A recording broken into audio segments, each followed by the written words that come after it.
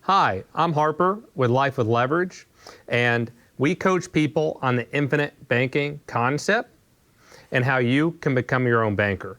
Today, we're going to talk about how your life insurance premium is not actually an expense.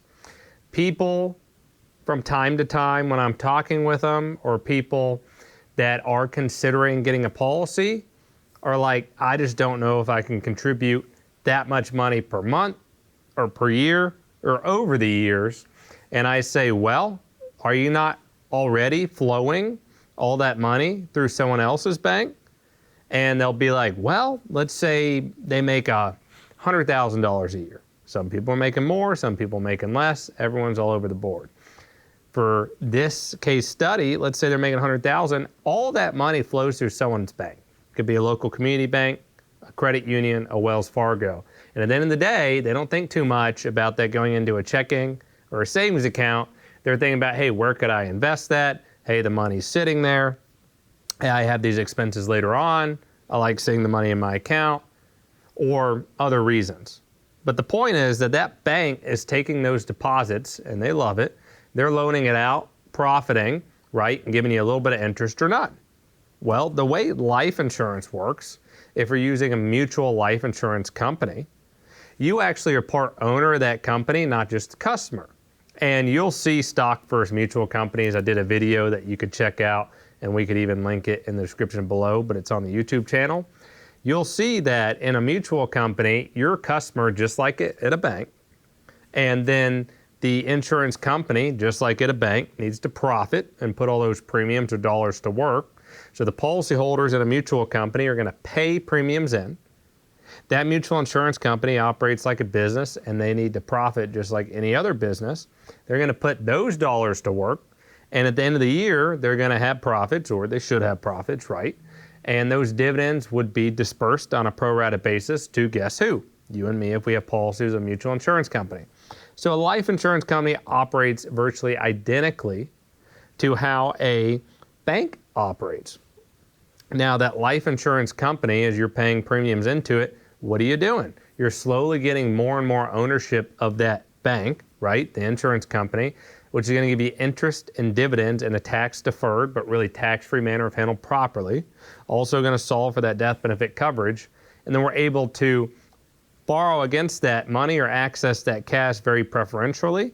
And over time, even as Nelson Nash says in his book on page 48, which here's what the book looks like, you'll see he's discussing over a long period of time how he would actually like your income to match premiums. Why? Because if all the cash is flowing through someone else's bank, then over time, through your system of policies with your family, business partners, kids, grandkids, you're able to get income, or a good chunk of your income, through these policies into the premiums. And those premiums are going to yield what's called cash value or equity, right, within the policy, that you're going to be able to access that is over and above what you're contributing throughout the life of the policy, therefore growing and building wealth further, and then you're able to become your own banker over time. So when people are like, oh, it's an expense, it's not that you're paying for something and you never see anything back. You're literally taking cash that was otherwise going to be in a savings account, right? So let's say you had $100,000 in a savings account, and you're merely paying a premium over here and it's yielding cash value that's going to grow to that or supersede that over time, then is it really an expense? And the answer would be no, you're really just capitalizing your system.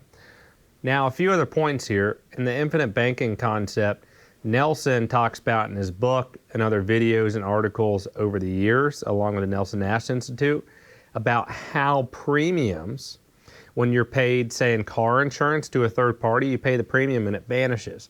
Yes, you have a benefit if something was to occur, but guess what? Those insurance companies you're paying the premiums to operate just like these mutual insurance companies where you're paying your life insurance premiums to, except when you're paying your premiums into these whole life insurance policies, they are going to accumulate what's called cash value and also going to give you a death benefit. And that cash value is the portion of the cash or equity you own within that life insurance company that then you're able to recapture and reaccess for things like self-financing things in your life that could be a car, taxes, other things of that nature. Those premiums over time compound, and they are developing your investment and your personal banking system that provides you a lot of accessible cash for things in your day-to-day life. Now, traditional expense, just like we were talking, could go to bank car loan interest, and it's like money gone, and that third-party bank or financer or financing company will profit. And then in the infinite banking concept premium, money is redirected first into your policy. Cash value will grow.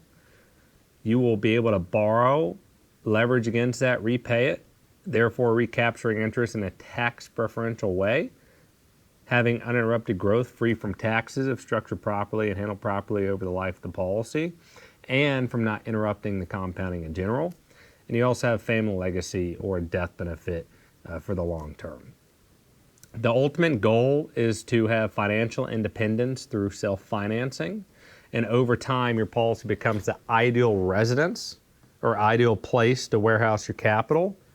And this is where money is going to work for you and not against you, because in the financial world there's a reason there's banks and third-party financing companies, because it's very profitable for them to do that and to behave that way. So if we can start behaving and recapturing more of that financing capability on our own, we'll be able to profit and build more wealth in our own personal and business life.